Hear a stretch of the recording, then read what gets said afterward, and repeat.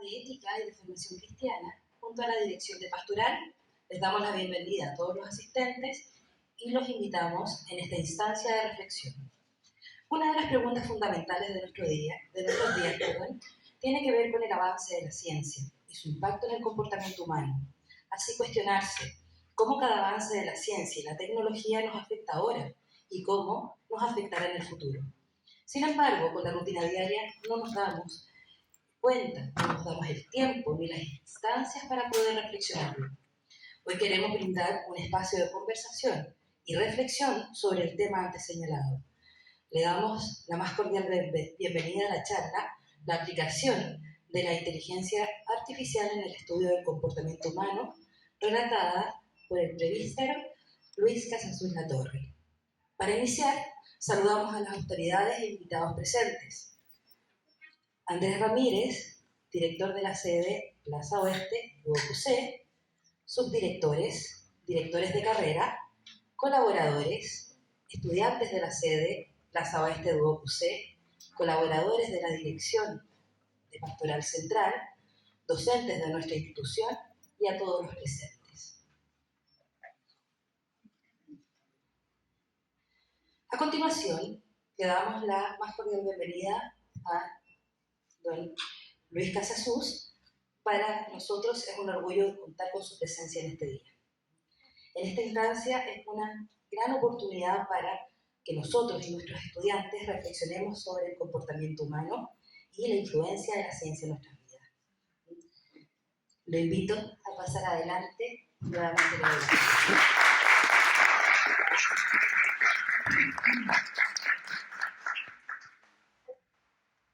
Muchísimas gracias, buenos días a todos. Y para mí, lo primero, decir lo feliz que me encuentro de saludar al director del centro, al departamento de pastoral, a las universidades, a los directores de carreras y a todos los estudiantes, ¿no? Y bueno, decir primero que yo no soy un experto en inteligencia artificial, no sé de qué vamos a hablar, va a ser una meta de inteligencia artificial, una locura que hicimos sobre el comportamiento humano y una reflexión sobre el Evangelio. Si no le va a sentar muy mal, pues comenzamos. ¿Sí? Muchas gracias.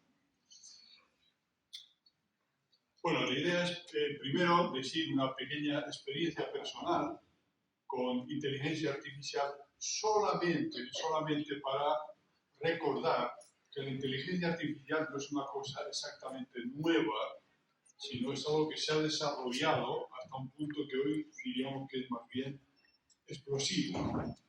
En segundo lugar, bueno, pues entender un poco, no quiero dar una definición porque no se puede, de lo que es la inteligencia artificial. Depende cómo se mire, ¿sí? En tercer lugar, un pequeño modelo de comportamiento humano que hicimos un profesor, doctor Colasanti y yo, teniendo en cuenta pues, la actividad cognitiva, la actividad emocional y alguna cosa más. Eso fue lo que añadimos, ¿no? Con este tema estamos intentando colaborar con la ENEA, que es el Departamento Italiano de Energía, ¿no?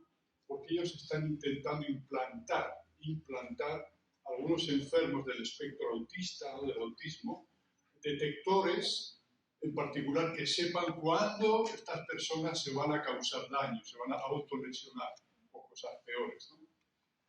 Está en marcha, pero ya hay unos buenos experimentos. Es un buen ejemplo actual de inteligencia artificial, muy sencillo, pero creemos que práctico. Y al final, pues unas cuantas observaciones, pero lo importante es lo que a ustedes se les ocurra decir o preguntar. Así que, lo primero, mi pequeña experiencia con inteligencia artificial, ¿no? Como aquí es un ambiente de técnicos, yo no soy ingeniero, soy matemático y físico, pero bueno, he estado con 25 años con ingenieros y algo se me ha contagiado. ¿Qué se puede hacer cuando sospechamos, por muchas razones, que una estructura grande, un puente, no un edificio pequeño, un puente, por ejemplo, una autopista, una presa, ¿verdad? En cemento, podía ser otro material, materiales metálicos, puede tener fisuras o cracks, ¿no? Entonces, pues ¿cómo se analiza? Naturalmente no podemos llevarnos un trocito al laboratorio. Es lo que se hace, pues, test no destructivos, ¿no? No se toma nada, sino in situ se hace algún experimento. Entonces, a veces las fisuras son fáciles de ver porque son superficiales, pero hay otras que son más serias porque son internas y es difícil, a veces difícil calcular si hay que preocuparse, ¿verdad? O no son tan serias, ¿no? Si se van a quedar estables o van a crecer. Por eso hay que hacer un monitoreo continuo, al menos periódico, ¿verdad? De esas fisuras. Una idea es hacerlo con ultrasonidos.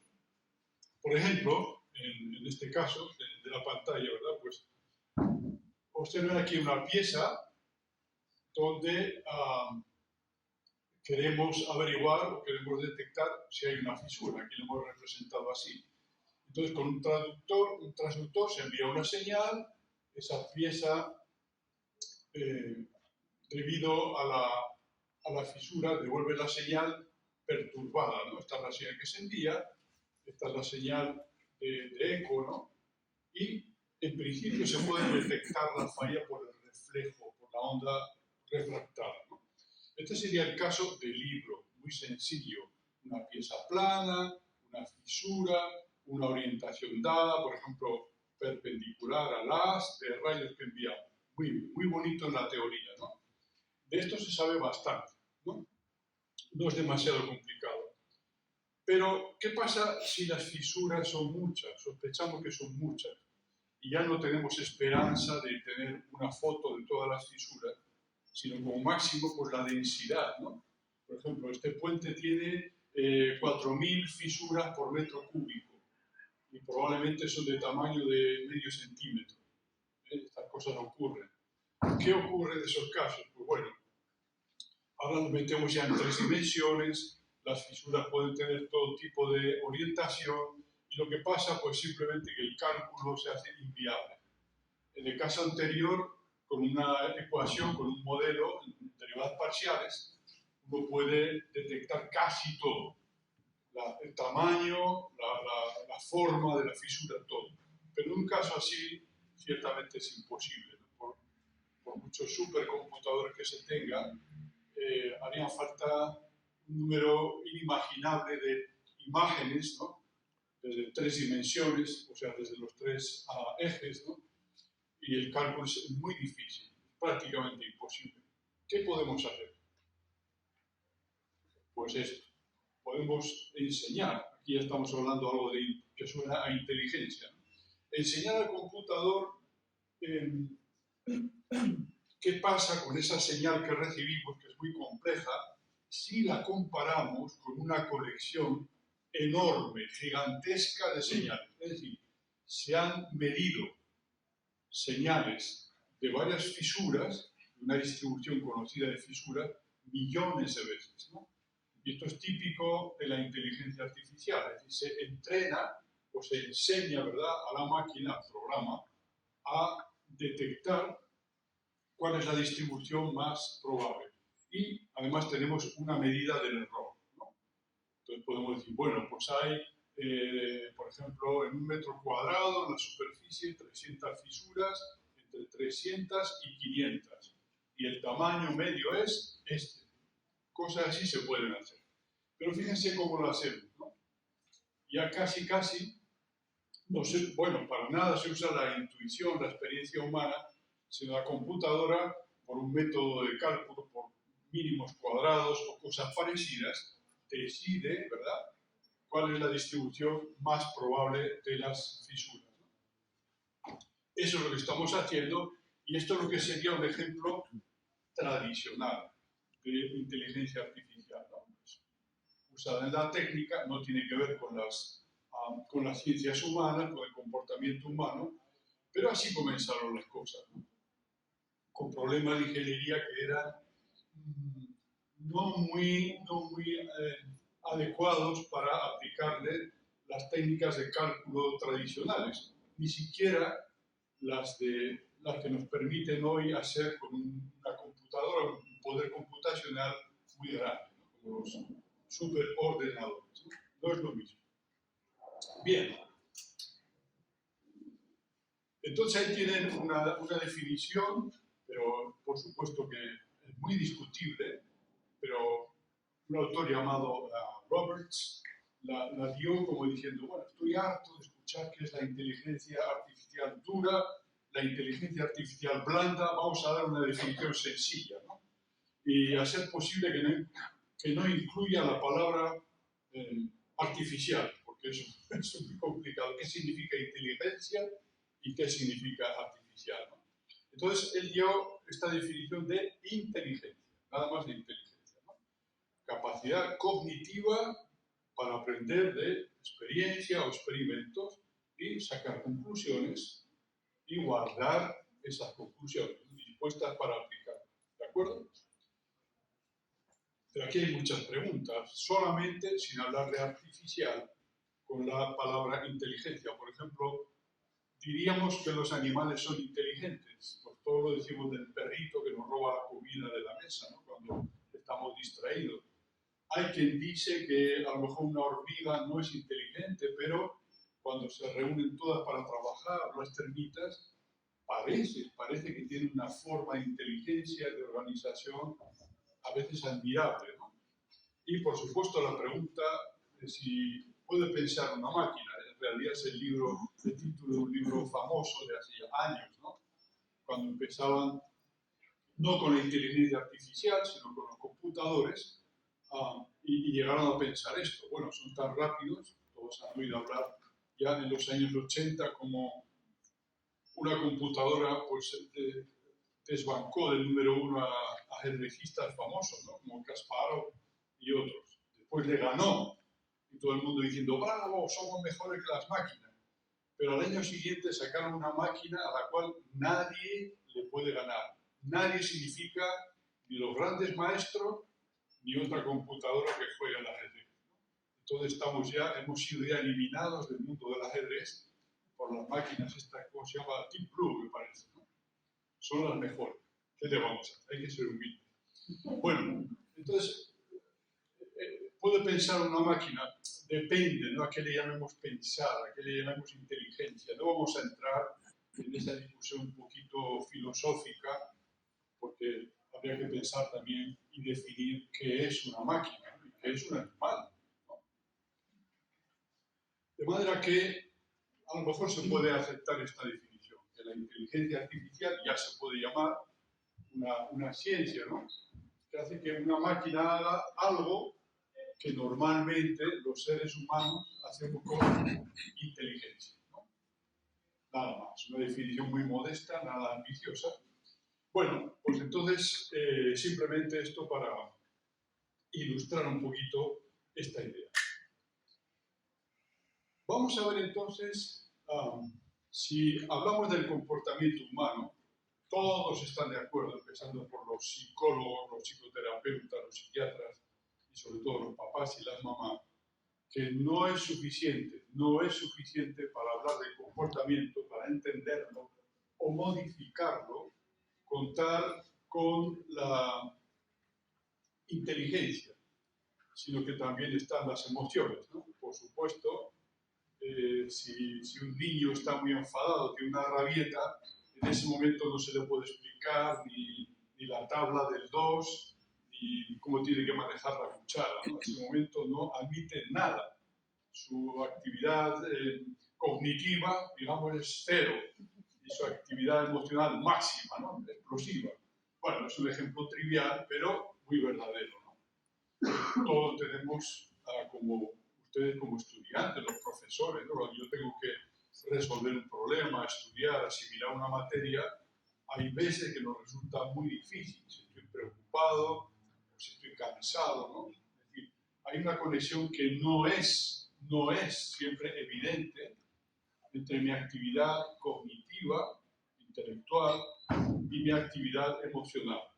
Fíjense que uso la palabra actividad, es una palabra muy modesta, no estoy poniendo calificativo, si soy neurótico, o tengo un problema de bipolaridad, o o tengo un carácter de este tipo de otro.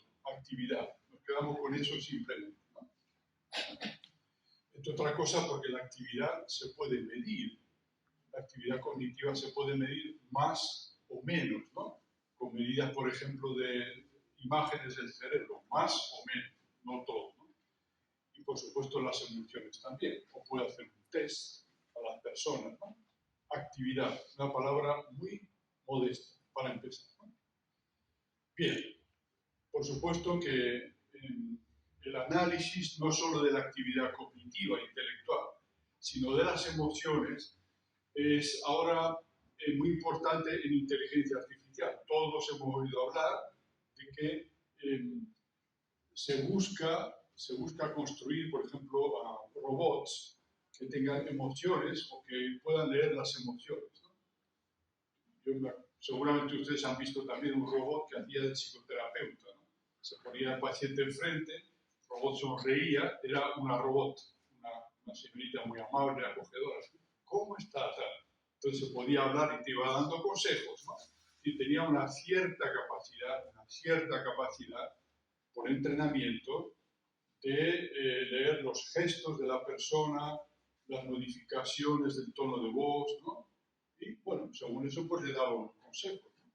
Claro, no sé qué consejos serían, pero bueno, la persona parece que se quedaba más tranquila. Bien, es importante el estudio de las emociones tanto en el ser humano como pues, en las máquinas que se supone que pueden simular, desarrollar o captar emociones. ¿De acuerdo? Bien. Sabemos, de todas maneras, ahora vamos a ser un poco más críticos, ¿no? Que ni el conocimiento más o menos detallado de las emociones, ni el conocimiento de la actividad intelectual o de la capacidad intelectual son suficientes. Todos hemos oído hablar durante más de 60 años de que cuando uno va a pedir un trabajo o se ha admitido en un centro, pues a lo mejor le hacen el test de inteligencia. Entonces yo me acuerdo que había una broma, un chiste, que se veía en un salón como este, y decía centro de superdotados. Entonces se veía que entraban los superdotados, saludaban, ¡pum! Y se caían al piso. ¡Pah! Estos son los superdotados. Bueno, es una broma para decir que, por ejemplo, áreas como la inteligencia emocional, ¿verdad?, que todos hemos oído nombrar, buscan combinar de alguna manera cómo influyen mutuamente conocimiento y emociones. Pero por favor, no olvidemos que un señor llamado Aristóteles, hace muchísimos siglos, ya hablaba de esto. No usaba la palabra inteligencia emocional, pero sí hablaba exactamente de esto. Hoy en día, pues si quieren, con términos y con sistemas más científicos, se quiere analizar esto, ¿no? ¿Qué tiene que ver las emociones con el conocimiento? Bueno, nuestra pequeña contribución.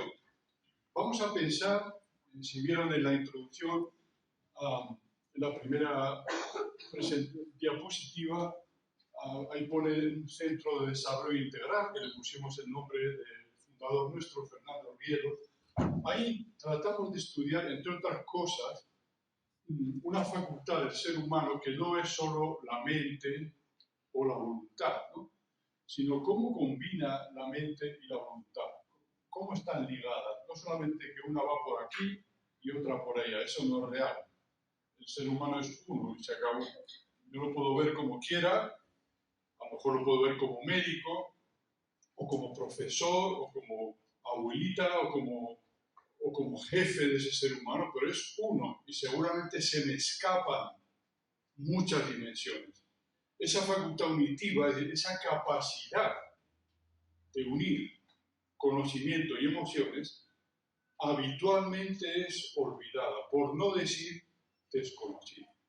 Entonces nosotros nos metimos ahí en una pequeña aventura que más o menos quería hacer esto. Imaginen que la actividad cognitiva cambia. Claro, nosotros pusimos ahí una función sinusoidal, ¿no? Nunca llega a cero, pero a veces más alta, más baja, más alta, más baja. No será así pero será parecida, ¿no? Cuando dormimos, pues la actividad cognitiva no es igual que cuando estamos estudiando o hablando, ¿no? Y lo mismo la actividad emocional, por supuesto, ¿no? Es variable. Claro, las dos van juntas.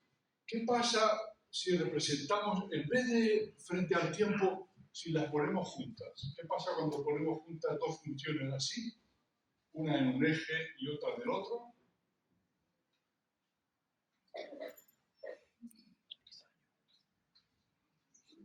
Bueno, nada difícil. Una elipse, ¿no? Si recorremos la elipse, ¿no? En el eje horizontal tendremos esa curvita de antes y en el eje vertical otra, ¿no? Más o menos parecidas. Pero esta imagen es importante porque a la vez me da una imagen de cómo es la actividad cognitiva, emotiva en la persona, cognitiva, emocional. Fíjense que nunca llega a ser cero. Si llega a ser cero, por abajo o por la izquierda tenemos un problema, ¿no? Y seguramente un funeral, ¿no? Pero supongamos que se puede hacer así, de una manera sencilla. Ahora les voy a pedir que no se asusten, por favor, cierren la puerta porque puede cundir el pánico, ¿no? Estas son las ecuaciones, prometo que serán las últimas, de verdad. Prometo que es de formación profesional. La X significa actividad cognitiva y la Y emocional. Solamente para que sepan la forma, de dónde viene esa curvita, que no es casualidad, ¿no? El tercer término en cada una significa cómo están vinculadas la X y la Y. Capacidad o actividad cognitiva, actividad emocional. Si cambiamos ese tercer término, podemos poner, vamos a decirlo técnicamente, inputs más o menos positivos, beneficiosos o muy dañinos. Imaginen que excitamos, por ejemplo, con una corriente eléctrica, ¿no? El cerebro de una persona a diferentes frecuencias. Eso puede ser, como saben, mortal, ¿no? O también puede ser que esa persona se quede muy tranquilizada, ¿no? Con alguna forma de terapia. Y tratamos de incluir esto en nuestro modelo. Y ahora vamos a ver esa elipse, que es la situación normal, pero de otra manera. La elipse es esa rayita negra que está muy aplastada del medio. Y lo otro son trayectorias distintas. Es decir, aunque en condiciones normales, en situación normal, yo esté en un estado emocional muy intenso, ¿no? Con un grado cognitivo mayor o menor, normalmente, todo acabará en esa situación de equilibrio, en esa elipse, ¿no? Esto es lo que da el modelo. ¿Bien? Ustedes lo han comprendido en 3 minutos. A mí me costó 1 año y 3 meses, ¿no? Pero bueno, lo logramos demostrar un poco con matemáticas. O sea, eso es lo interesante del modelo, ¿no? Hay una solución y solo una estable, esa elipse, ¿no? Insisto que esto es apenas una caricatura de lo que pasa en el ser humano, ¿no? Por supuesto. La actividad emocional es de muchos tipos. La actividad cognitiva no es única, es de muchos tipos, ¿eh? Por eso digo que la palabra actividad es muy modesta. Pero fíjense, si lo entendemos así, recuerden, actividad cognitiva, actividad emocional, podemos simular, por ejemplo, algunas tecnologías, cambiando ese tercer término. ¿Qué pasa cuando mi razón y mi voluntad no están juntas, no están armonizadas? ¿Qué les parece esto? Ahí en medio, ahora no se puede ver bien, pero esto de acá, ¿verdad? Está la elipse. Nosotros empezamos aquí, vamos a la elipse, nos escapamos y vamos para acá. ¿Por qué nos escapamos? Porque ese tercer término no era muy bueno. ¿Qué pasó? Que la actividad cognitiva llega casi a cero, ¿no? Lo que pasa es que luego se recupera. Eso se llama, un psicólogo diría que es un estado de disonancia cognitiva, pero no permanente, temporal, ¿no? Imaginen una persona que ha sufrido un shock, ¿no? Y puede incluso perder la memoria, ¿no? Claro, estos serían detalles más delicados, ¿no? Pero luego la recupera, ¿no? Esto se puede hacer, no le voy a hacer sufrir con más ejemplos, pero se puede modificar de manera que todavía la disonancia cognitiva sea crónica. Es decir, si están preparados, pues ponemos un caso más dramático, y sería este, ¿no? Empezamos acá con un input muy fuerte, llegamos a la elipse, se escapa y llega a cero. Se acabó, caput, o guau, ¿no? Es decir, en ese caso, si uno trabaja en el tiempo, el modelo no hay retroceso, no vuelve a la elipse, al estado estacionario. Bueno, esto por supuesto es un pequeño modelo, ¿no? Que todavía estamos desarrollando, pero que con el equipo este de la ENEA de Italia intentamos aplicarlo al autismo para que ellos puedan entender de una manera más amplia qué le pasa a una persona, en general a un niño que está en esto que se llama autismo, ahora se llama espectro autista, porque puede ser muy variado, muy complicado. Es una cosa modesta, pero bueno. Ahora bien, con esto, con este pequeño modelo y otros mejores que se puedan hacer, que tengan en cuenta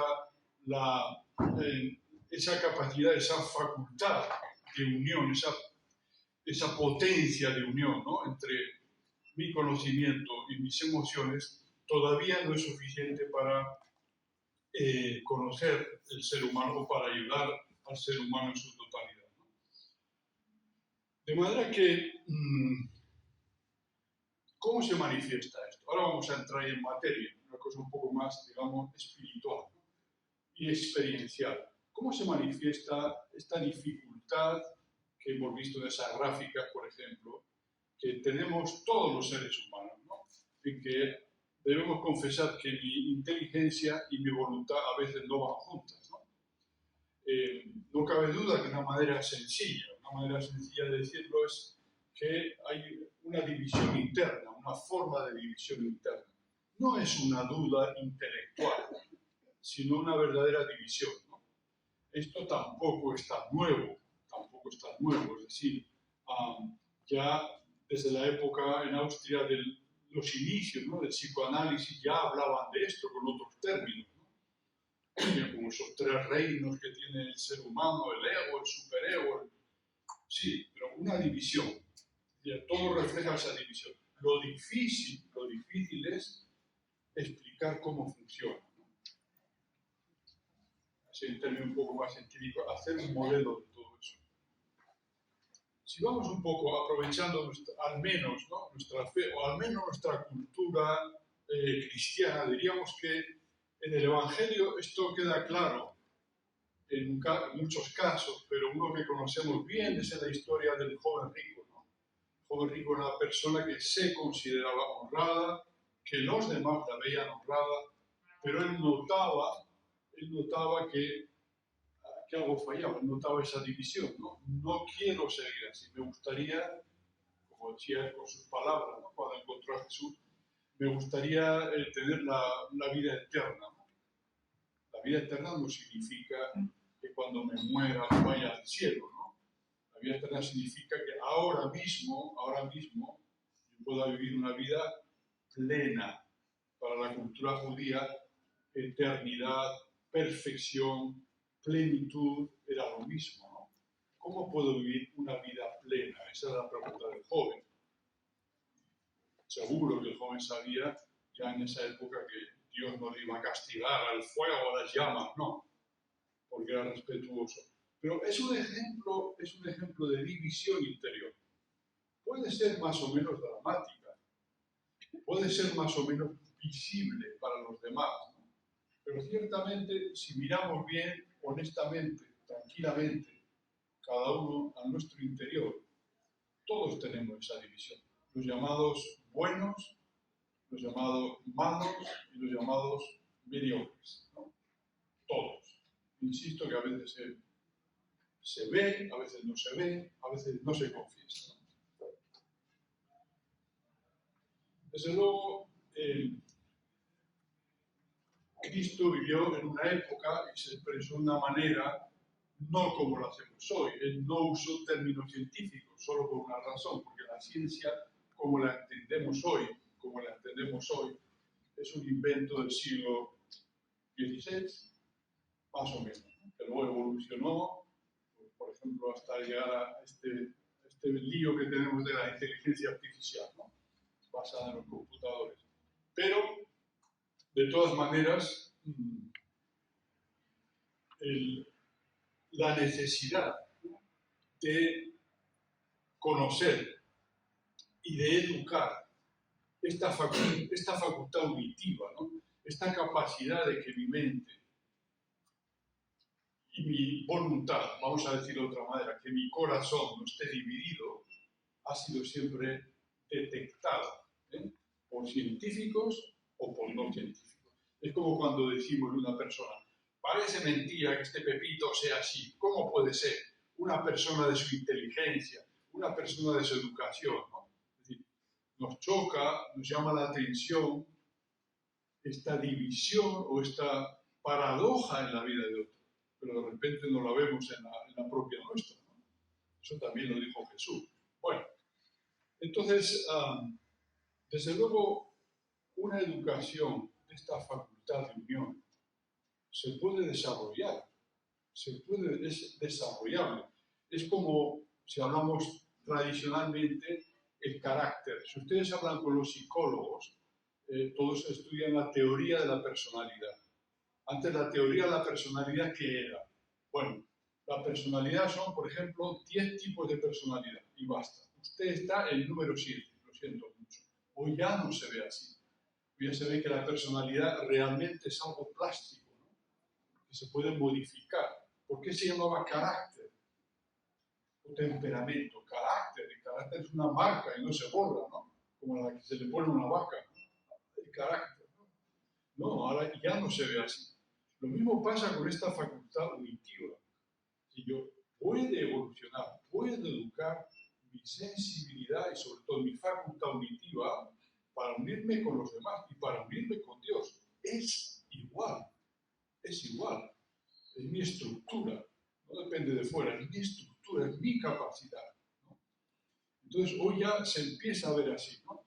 Incluso para tratar, o como dice Jesús, para amar a una persona que sea difícil, ¿no? Que sea complicada, que tenga reacciones un poquito inapropiadas, inesperadas, no muy corteses, ¿no? Esto es la capacidad auditiva, ¿no? Esta facultad auditiva que consigue, supuestamente, que consigue esta unidad interior, también modifica mi capacidad de unirme a las otras personas. Ustedes pueden decir, también a la naturaleza, con mi gatito, con mi perrito, sí.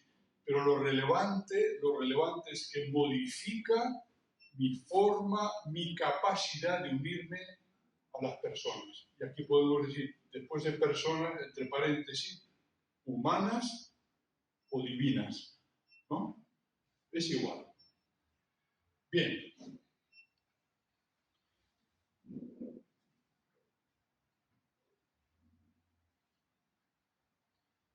Bueno, pues esto es prácticamente lo que les quería decir, ¿no? Empecé hablando de los puentes, terminamos hablando de esa facultad, que en realidad determina si lo que yo aprendo, si lo que yo conozco, y si me siento emociones, lo que yo siento, ¿no? Mis pasiones, mis emociones, mis impulsos, van a ser positivos o van a ser más bien un desastre, ¿no? De manera que, pues, muchísimas gracias. Y ahora, si quieren hacer alguna pregunta o lanzar algún objeto que sea blandito, vamos a ver.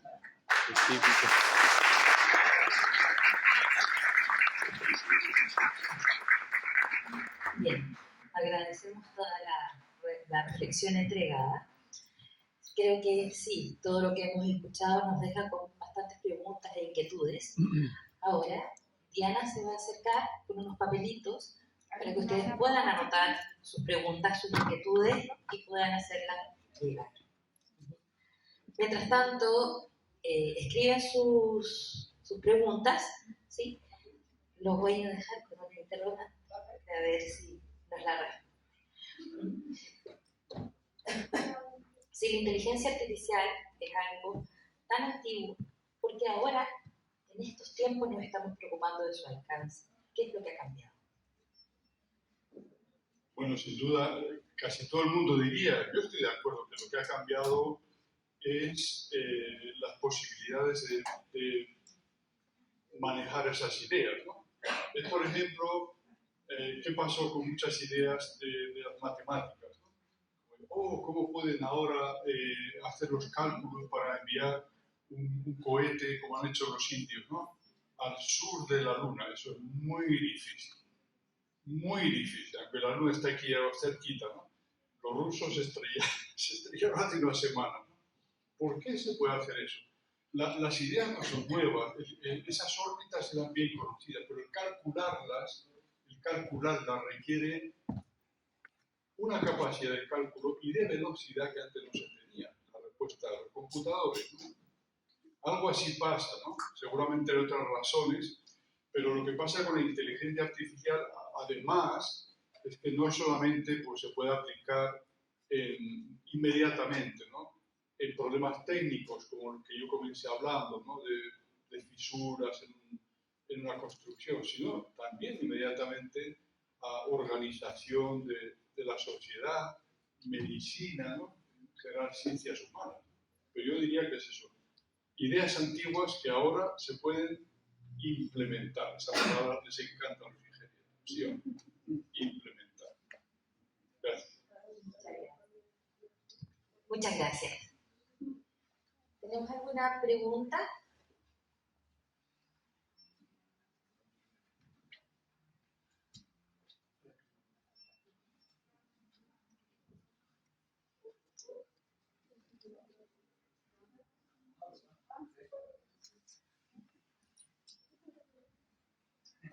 Luis, le puedo hacer una pregunta. Me llamó la atención en un gráfico que la actividad, no sé si lo interpreté bien o no, la actividad emocional nunca estaba en cero. Sí, la actividad cognitiva. Eso efectivamente es así. En los casos más límites que mostró. No, eran dos casos solamente para no castigarles con más ejemplos, ¿no? Dos casos que se puede hacer el experimento numérico, ¿no? Pero también depende de cómo sea ese input, esa excitación, ¿no? La actividad emocional podría ser, claro, son casos, o desviarse del equilibrio y luego volver, ¿no? Interpretar eso es delicado, ¿no? Hay que hablar bien con los que conocen más bien la mente humana, pero sí, en principio ese modelo permite representar para ciertas excitaciones, ciertos inputs, que las dos se vayan a hacer, o una sola. Pero normalmente esperemos que no sigan cerquita de la elipse. Gracias. Bien, aquí tenemos algunas preguntas que nos han llegado. Aquí hay una interesante, dice, si Dios creó a los humanos y nos dio libre albedrío, entonces las máquinas nos ven como Dios. Las máquinas nos ven como Dios. ¿Puedo preguntar, pedir que levante la mano solo para mirar quién hizo la pregunta? ¿Sí? ¿Eh? Bueno, a lo mejor fue automáticamente generada. Bueno, yo no sé cómo ven las máquinas, si nos ven como Dios, no sé si las máquinas son creyentes o ateas, ¿no? Pero el problema yo creo que es más bien el contrario, si nosotros vemos a las máquinas como dioses, ¿no?, si tenemos excesiva confianza, ¿no? Hay personas que no ven a las máquinas como Dios, ¿no?, pero sí son absorbidas, ¿no?, totalmente absorbidas por esa actividad, que no digo que sea la inteligencia artificial ni los computadores. Yo he trabajado con los computadores desde que antes de acabar la carrera, ¿no?, pero es verdad que hay personas que ponen toda su fe. No es malo, esto no va contra la fe, pero sí es peligroso porque a veces es la única manera de razonar, ¿no? La única manera de razonar. Es como el que dice, el que tiene un martillo piensa que todos los problemas se resuelven a golpes, ¿no? Algunos sí, pero no todos, ¿no? Pero bueno, las pobres máquinas no creo que tengan problemas de ateísmo o de idolatría con nosotros. Justamente aquí en esta siguiente pregunta se plantea un problema semejante a lo que señala, es decir, si en algún futuro la inteligencia artificial llegase a tener conciencia, ¿no sería jugar a ser Dios? Bueno, esa pregunta todavía va más al fondo de la cuestión, ¿no? A mí me gustaría complicar, no responder, sino complicar todavía más la pregunta. ¿Qué les parece? ¿Puedo preguntar quién la hizo? Muchas gracias. La complicación, a mi juicio, es la siguiente. Hemos hablado de actividad emocional, de actividad cognitiva y de facultad cognitiva, ¿no? Pero nuestra idea de conciencia es muy pobre. ¿Por qué muy pobre? Porque yo lo veo y todos los demás no, porque es muy discutida. Incluso hay personas autores, no solamente que niegan el libre albedrío, ¿no? Sino que la conciencia no es nada. La conciencia es simplemente, en español sería conciencia. Cuando un mosquito me pica, ¿no? Pues soy consciente de eso, cuando estoy cansado y poco más. Pero el problema, si ustedes se fijan bien, no importa qué línea psicológica sea la suya favorita. El problema de conciencia es enormemente individual. Y perdón por lo que voy a decir, individualista. No explica gran cosa, porque como seres humanos, nuestra experiencia es más que social, es de una unión con los demás estrecha, muy estrecha, ¿no? Y nuestra conciencia, por ejemplo, en el caso de Fernando Rielo diría, bueno, hablemos de conciencia, claro, pero por ejemplo, para una persona que tiene fe sería sobre todo, conciencia filial, ¿no? Es decir, yo no he venido aquí de casualidad, ¿no? Pero insisto que eso no hace falta ser cristiano, en nuestro caso todavía más. Pero yo, por ejemplo, ahora cuando estaba en Tokio, la mayoría de personas prácticamente no tienen ninguna religión. Pero cuando usted va por el centro de Tokio, ve gente que se pone delante del Palacio Real y se coloca así y pasa 3 minutos, ¿no? ¿Qué hace esta persona? Está dando gracia al emperador. Al emperador, sí, que vivió en el siglo XVII, pero él da gracias porque por el emperador tenemos un país, por el emperador podemos comer. No es la conciencia filial, pero ese sentido de gratitud que es muy oriental, ¿no? Que yo no soy independiente, que yo no he nacido por generación espontánea, ¿no? Que yo dependo ahora de muchas personas íntimamente. No solo si soy un niño porque me tienen que dar de comer y me tienen que llevar al colegio. No, dependo siempre íntimamente de muchas personas. Y nuestra idea de conciencia es muy pobre si no incluye de alguna manera al prójimo. ¿De acuerdo? Así lo veo por lo menos. Gracias. Muchas gracias. Aquí tenemos una nueva pregunta que dice si podemos enseñar la facultad auditiva a la inteligencia artificial. Si podemos, bueno, en realidad la facultad auditiva no es para enseñarla, ¿no? La facultad auditiva está en todos nosotros. Algunos, pues claro, es lógico que nunca haya oído hablar de ella, ¿no? O es como decir, el alma. Pues hay mucha gente que estudia el ser humano que no cree en el alma. El alma es un concepto vacío, es un invento de algunos psicólogos y de algunos moralistas para hablar del pecado, lo que es bueno y lo que es malo. No. La facultad auditiva es algo que si miramos, como intentamos hacer ahora, ¿no? Un poquito atentamente al ser humano, ¿no? Primero nosotros mismos, ¿no? Observamos que está ahí y que puede modificar nuestro comportamiento, nuestra unidad con los demás, ¿no?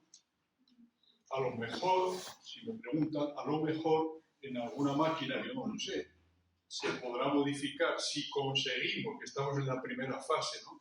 Que simule emociones, ¿no? A lo mejor se puede modificar su grado de unidad con la persona que está dialogando, como estos terapeutas robóticos que hay por ahí, ¿no? No lo sé, la verdad es que no lo sé, pero la facultad auditiva nosotros la tenemos puede cambiar, puede evolucionar, digamos, puede crecer, ¿no? Para una máquina yo diría, solamente se podrá simular, lo cual sería una cosa bastante interesante. ¿Sí? Muchísimas gracias. Vamos a pasar a un siguiente punto que vamos a pedir a Andrés Ramírez, nuestro director de sede, que le entrega el agradecimiento por estar aquí, ¿cierto? De un pequeño presente.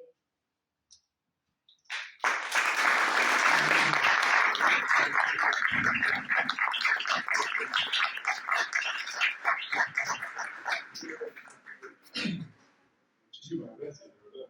Voy Voy a abrir ahora. Sí, por supuesto. La cognitiva Le queremos agradecer el poder haber compartido todo su trabajo realizado y esta buena disposición.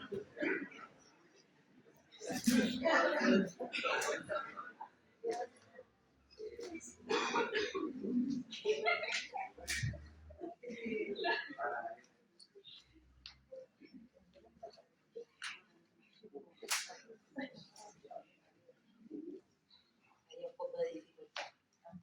Hablamos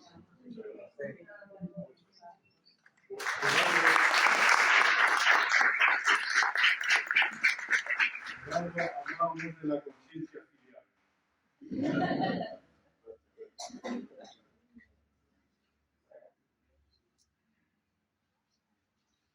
Muchas gracias.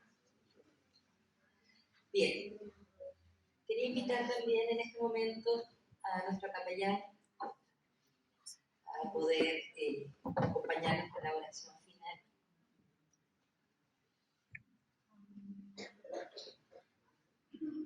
Padre. No venía preparado, así que solamente agradecer al Padre Luis, que también es presbítero, y qué hermoso que a través de esta ciencia, este conocimiento, nos acerque también más a Dios. Por el todo, lo que el Señor nos regala cada día, en las manos de Dios, y sobre todo también cada uno de nosotros en sus conocimientos, en su acción, en su vida profesional, quienes se están formando también para ser profesionales. De una forma u otra también, todo esto está relacionado también en nuestra relación con el prójimo. Y en esa relación con el prójimo, con el otro, con la otra persona, qué importante rescatar estos valores. La relación humana, en lo afectivo, en donde podamos también cultivar la unidad y sobre todo la alegría de ser hijos o hijas de Dios.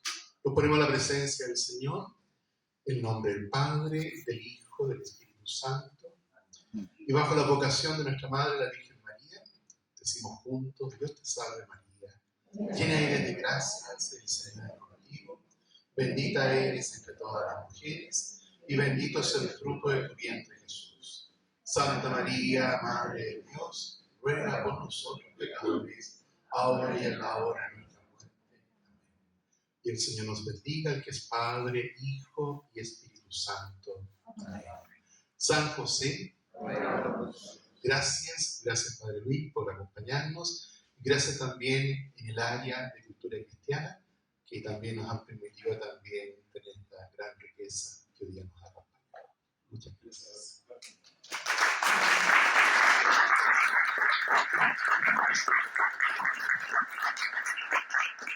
Muchas gracias nuevamente en el nombre de nuestra sede, en nombre del programa de ética, en el nombre de la dirección de pastoral. Gracias a todos los asistentes, a todos los presentes, por el respeto, por la reflexión que aquí se construye. Y bueno, los invito ahora a un pequeño cup coffee hecho con harto cariño para todos los asistentes en el quincho de nuestra sede. Muchas gracias nuevamente.